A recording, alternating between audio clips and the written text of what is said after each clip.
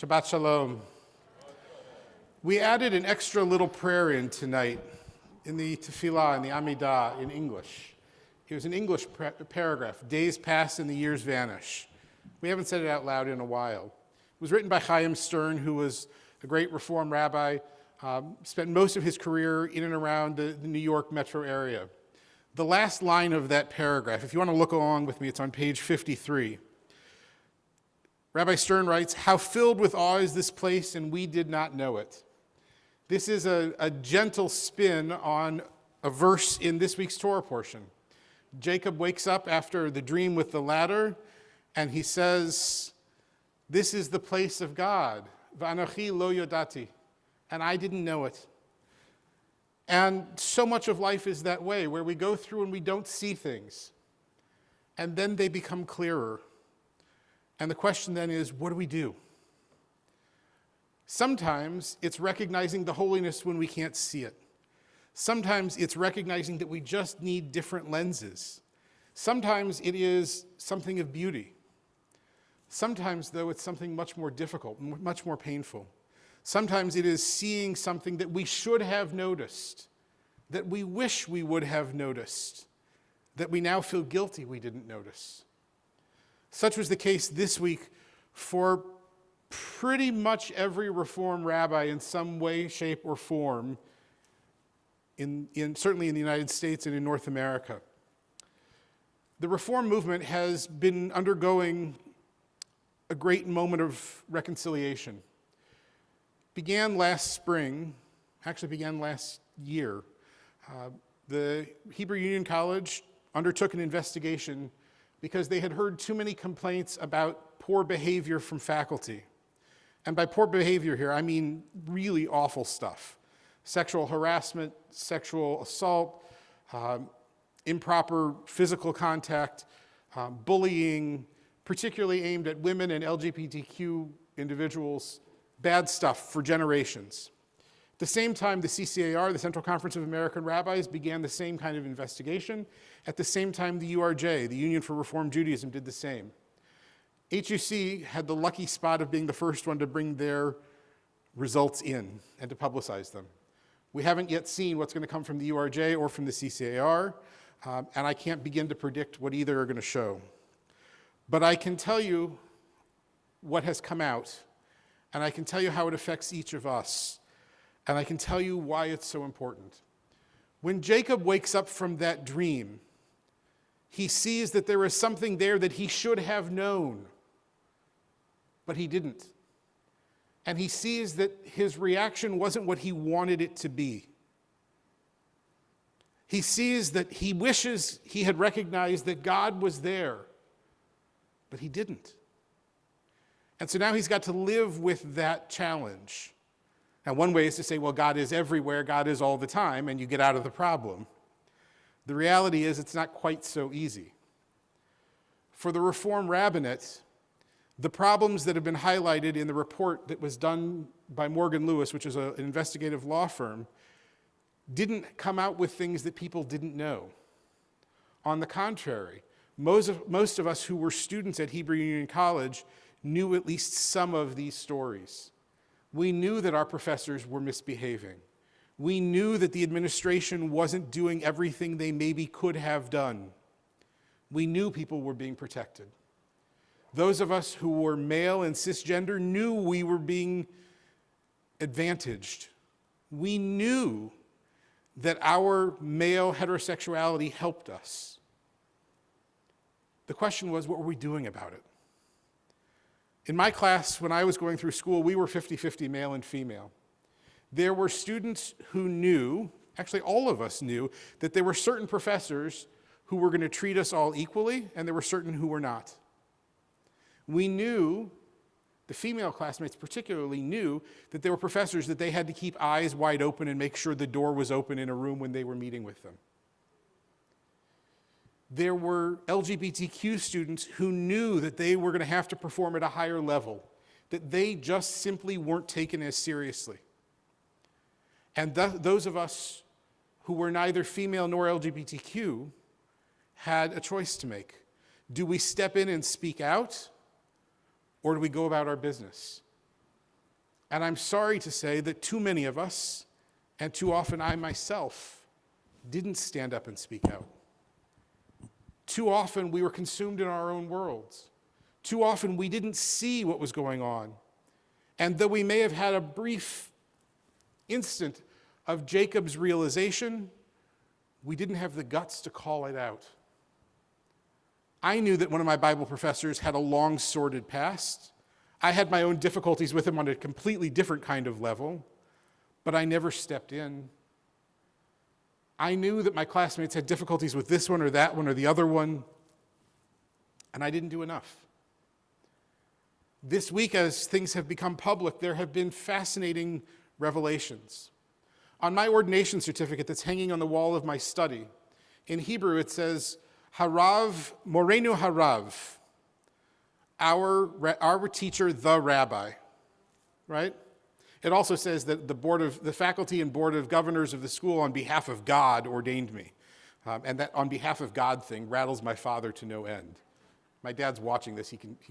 If he was sitting here, he'd say yes. There's no reason they should be talking for God with him. At any rate, Morenu Harav is what it says on my certificate. If you walk into Rabbi Gorbin's study, I was ordained in 2005. If you walk into Rabbi Gorbin's study and look at her certificate, the Hebrew is different. It says Rav Umorah, rabbi and teacher. Now, those may seem similar, but they are oceans apart in what they actually say. Harav, the rabbi, versus Rav, rabbi. Morenu, our teacher, versus Morah, teacher. This was at least a subtle, initially, not so subtle, microaggression that went on for generations. The first female rabbi was ordained in 1972. This didn't change on the smicha certificates until 2016. For 45 years, this went on. To be honest, I had no idea. When I was ordained, we got out of the Plum Street Temple that day. We were excited to celebrate. We didn't compare our certificates. We didn't unroll them and look at them. I just was sort of amazed that I had earned the thing and figured I got to keep this safe so that somebody will believe me someday. It astounds me. There is nothing I can do as a rabbi that Rabbi Gorbin can't do. There is not an ounce of respect, reverence, anything that I deserve beyond what she deserves. She and I are fully equal. And yet the certificate from our alma mater, from our movement, tells us we're not equal. It kills me that I didn't know that until this week. I don't know how I missed that. I don't know if I was sleeping like Jacob. I don't know. But I'm one little pisher. How did our whole movement tolerate all of this? How did all of the women rabbis for generations tolerate this? The result is the rabbinate in the Reform movement is now undergoing a major, major reshaping. It has begun with conversations. There are national implications in all of this. There are conversations going on. There are plans being made. There is a Truth and Reconciliation Commission that is being put together at the school. But each of us need to take note of what has happened. We rabbis knew when we entered rabbinical school, and I would say almost all of us, 99-point-something%, knew that when we entered rabbinical school, we were entering a world where we were going to be held to a different standard. We knew the bar was going to be higher. Most of us, most of the time, accepted it and still accept it. For myself, I knew it was going to be something different, and I was fine with it. And most of the time, I still am. Every now and again, I wish I could sneak off and get a cheeseburger, but that's not such a big deal.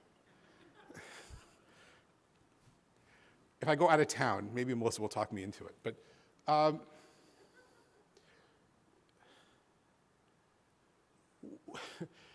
to imagine that as a rabbi, one could get away with such behavior, that as a rabbi who is teaching other rabbis could get away with such behavior is unthinkable, unimaginable, atrocious.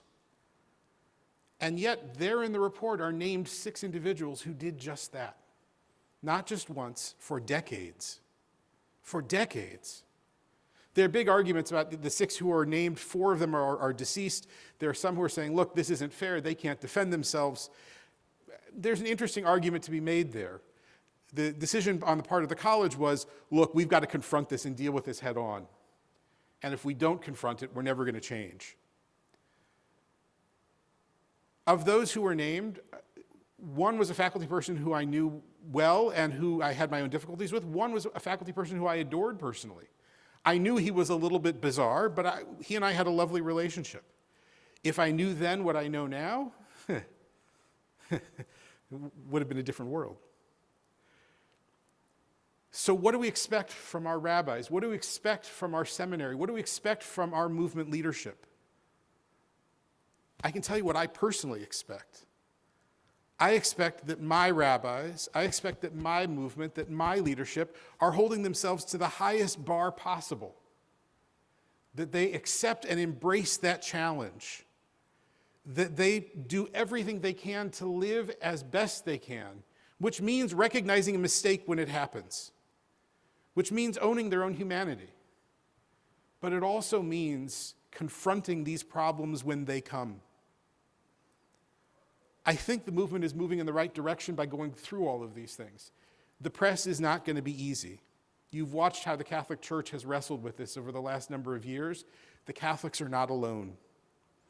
If you were to ask any minister, any priest, any rabbi, they would tell you the same percentages exist. For that matter, if you were to ask any doctor, lawyer, accountant, professor, any other profession, you'd find the same thing. There is a small percentage of bad actors all the way across. But when it comes to the rabbinate, there's a slightly different scale. More is expected, and more should be expected. So the movement is taking the right first step. They're confronting it. And it will be difficult. There will be difficult moments when painful news comes out.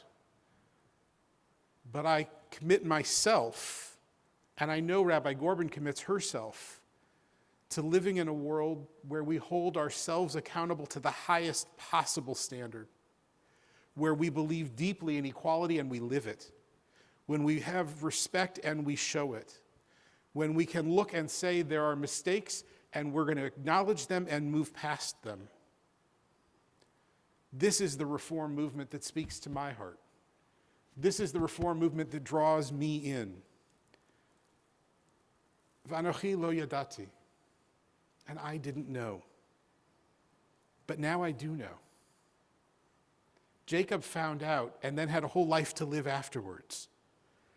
Watch over the next few weeks. You'll see Jacob didn't always do so hot. There were times when that knowing showed, and there were times when that knowing knew it must have been out to lunch. V'anochi lo yadati. I didn't know. Now I know. And now we can begin to move forward, and now we can begin to do the kinds of healing that is needed.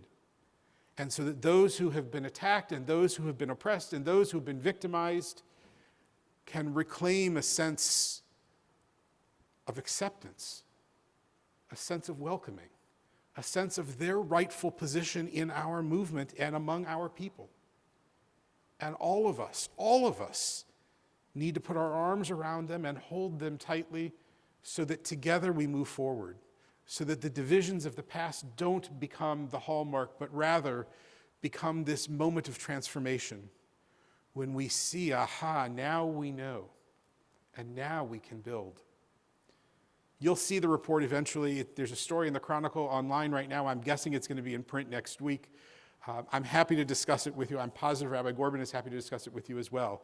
But I want you to know how this affects us, and how this affects all of us. This isn't just about the rabbis, this is about all of us. And that we have a responsibility to build a future that is worthy of every one of us. And that's what we're committed to doing. Shabbat Shalom.